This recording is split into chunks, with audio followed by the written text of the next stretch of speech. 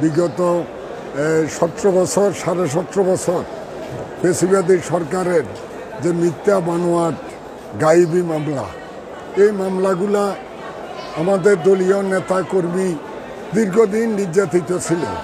তারা এই যে কোর্ট বিল্ডিং, এখানে প্রতিনিয়ত আমরা এই মিথ্যা মামলাগুলার হাজিরা দিতে আসতে হতো।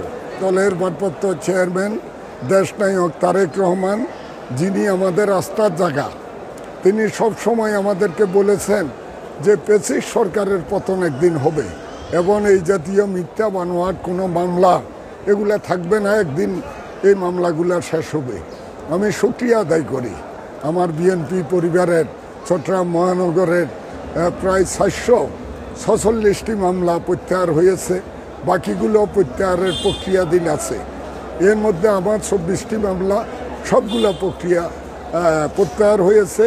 আমি আইনি প্রক্রিয়ায় এরপরে করণীয় কি সেটা জানার জন্য আজকে কোর্ট বিল্ডিং এসেছি। আমি আপনার মাধ্যমে আমি এই তৎকালীন সরকারের যে নির্যাতন আমার উপর হয়েছে তার কিছুটা বর্ণনা সংক্ষেপে দিতে চাই। আপনি জানেন এই দানব সরকার এই 30শে অক্টোবর 2018 একটা তথাকথিত আমিডামি নির্বাচনের এই যাতে আমরা আন্দোলন সংগ্রাম সফল করতে না পারি তার জন্য একে একে আমাদের নেতৃবৃন্দকে গ্রেপ্তার করেছে।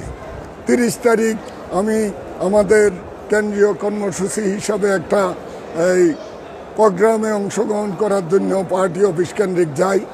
সেখান থেকে বের হওয়ার সময় চতুর্দিকে সাদা পোশাকধারী ডিবি পুলিশ তৎকালীন এসি মেহেদি হাসানের নেতৃত্বে আমাকে ধরার জন্য ঘিরে ফেলে এবং এক পর্যায়ে তারা আমার এই গেঞ্জির কলার ধরে আমাকে টেনে হেসে গাড়িতে উঠিয়ে নিয়ে যায়।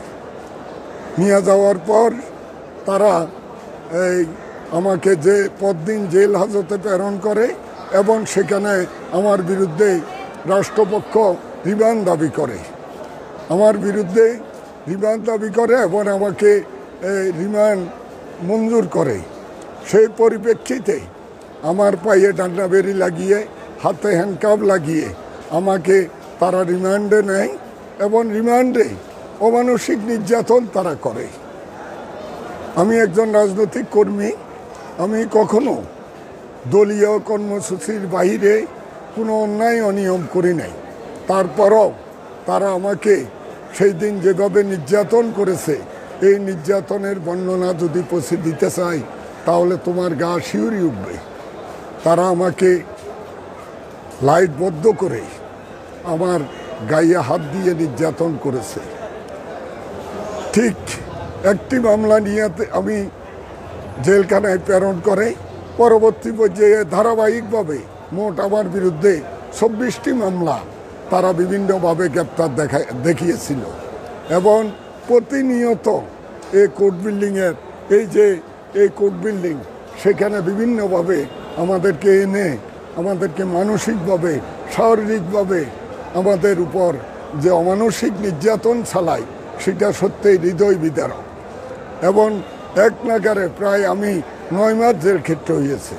ঠিক ওই সময় আমাদের দলের স্থায়ী কমিটির সদস্য, আমাদের প্রিয় মানুষ, চট্টগ্রামের কৃতি সন্তান আমির খসরু মাহমুদ, আমাদের আরেক কৃতি সন্তান আসলাম চৌধুরী, আমাদের বিভাগীয় সাংগঠনিক সম্পাদক মাহবুর রহমান শামীম, আমাদের চট্টগ্রাম মহানগর বিএনপির বিপ্লবী সভাপতি, বর্তমানে আমাদের সিটি কর্পোরেশনের মেয়র ডাক্তার শাহাদাত হোসেন, আবুল হোসেন বক্কর সহ আমাদের হাজার হাজার নেতা কর্মী তখন কারাগারে ছিল। কারাগারে প্রতিদিন 150-200 লোককে নেতা কর্মীকে তারা ধরে নিয়ে আসছে। তো আমি এইভাবে প্রায় 9 মাস একাধারে জেল খাটার পর আমি বের হওয়ার 27 দিনের মাথায় আবার আমাকে গ্রেপ্তার করে আবারও আমাকে জেলখানায় প্রেরণ করে। সেইবার আমি প্রায় 1 মাসের মতো জেল খেটে আমি বের হয়েছি। দীর্ঘদিন আপনি জানেন এই 4তলা ভবন, এখানে আমাদের মহানগরের বিভিন্ন ধরনের এজলাস বসত, ম্যাজিস্ট্রেট কোর্ট, এডিশনাল জজ কোর্ট, প্রতিনিয়ত আমাদের কোনো না কোনো মামলার হাজিরা দেওয়ার জন্য আমরা এখানে এসেছি। আমাদেরকে 10টা আসার কথা বলে আমাদেরকে বাহিরে দাঁড় করিয়ে রাখতো এবং 1টা 1.5টা 2টা 3টায় হয়তো আমাদের মামলা ধরত। এটা এক ধরনের নির্যাতন। সেদিন যারা এই আদালতে ম্যাজিস্ট্রেসি করেছে, যারা জজ হিসেবে দায়িত্ব পালন করেছে, তারা রাষ্ট্রের তাবেদারি করেছে এবং রাষ্ট্রপক্ষের উকিল যারা ছিল তাদের ভিতর কোনো মনুষ্যত্ব ছিল না, তাদের ভিতর কোনো মানবিকতা ছিল না। ঠিক দিনের পর দিন, ঘন্টার পর ঘন্টা এইভাবে আমাদের উপর অমানসিক নির্যাতন চালানো হয়েছে, যেটা ভাষায় ব্যক্ত করার মতো নয়।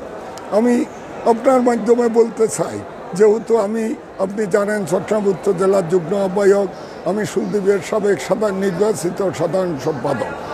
আমি আমার এই উত্তর চট্টগ্রামে 7টি উপজেলা এবং 9টি পৌরসভার অনেক নেতাকর্মীকে সেদিন তারা মিথ্যা মামলা, বানোয়াট মামলা এবং গাইবি মামলায় তারা জেলখানায় প্রেরণ করেছে। মহানগরে হাজার হাজার নেতাকর্মীকে তারা এই মিথ্যা মামলা দিয়েছে এবং দক্ষিণেও হাজার হাজার মামলা, মিথ্যা মামলা তারা রুজু করে আমাদের হাজার হাজার নেতাকর্মীকে তারা কারাগারে রেখেছে।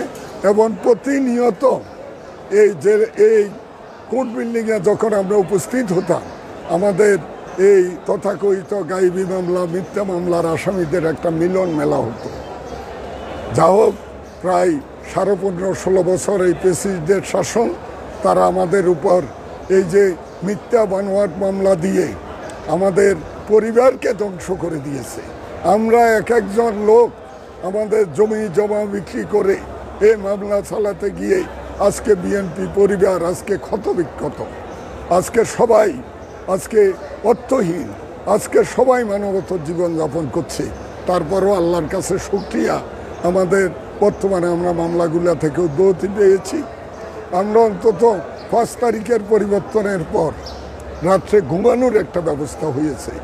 কোসি আপনি জানেন, সন্দ্বীপে যেতে পারি নাই অমানসিকভাবে যুবলীগ, ছাত্রলীগ এবং পুলিশ লীগ আমরা যাওয়ার খবর পেলে আমাদের উপর অমানসিকভাবে হামলা করা হতো।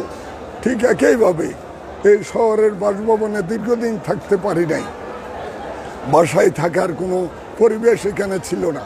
প্রতিনিয়ত এখানে এই দানব পুলিশ এবং যুবলীগ, ছাত্রলীগের ক্যাডাররা আমাদের নেতা কর্মীদের উপর তারা নির্যাতন করেছে, যার কারণে আমরা বাসা বাড়িতে থাকতে পারি নাই। আমরা আজকে পরিবারকে অনেক ক্ষতির শিকার করেছি। আমরা নিজেরা টাকা পয়সা হারিয়ে এই মিথ্যা মামলা পরিচালনা করতে গিয়ে আমরা আজকে জীবনের শেষ পর্যায়ে এসে দাঁড়িয়েছি। আমরা অর্থনৈতিকভাবে যে বিশাল ক্ষতির শিকার হয়েছি, তারপরও আমরা বুকে সাহস শিখেছি। আমাদের নেত্রী বেগম খালেদা জিয়া, যিনি অবশ্যই জীবনে যিনি অবশ করেন নাই, আমাদের নেতা, দলের ভারপ্রাপ্ত চেয়ারম্যান দেশনায়ক তারেক রহমান, একটা আধুনিক সুন্দর বাংলাদেশ গড়ার জন্য ওনার যে চিন্তা চেতনা, সেই চিন্তা চেতনার কারণে আমরা বেঁচে আছি। আশা করি আগামী দিনের এই একটা গণতান্ত্রিক প্রক্রিয়াতে যে সরকার ব্যবস্থা চালু হবে, সেখানে বৈষম্য থাকবে না, মিথ্যা মামলা হবে না, হয়রানি হবে না, সন্ত্রাস হবে না, অস্ত্রবাজি হবে না। একটা আধুনিক বাংলাদেশ জাতীয়তাবাদী দল যদি জনগণের ভোটে নির্বাচিত হতে পারে, তাহলে যারা রাজপথে আন্দোলন করেছে তাদের সকলকে নিয়ে 31 দফার আলোকে আমরা সরকার গঠন করব। সেই স্বপ্ন আমরা দেখি। আশা করি বাংলাদেশের 18 কোটি মানুষকে নিয়ে, বিশেষ করে আপনি জানেন আমাদের যুব সমাজকে আমাদের প্রিয় নেতা তারেক রহমান ঐক্যবদ্ধ করেছে।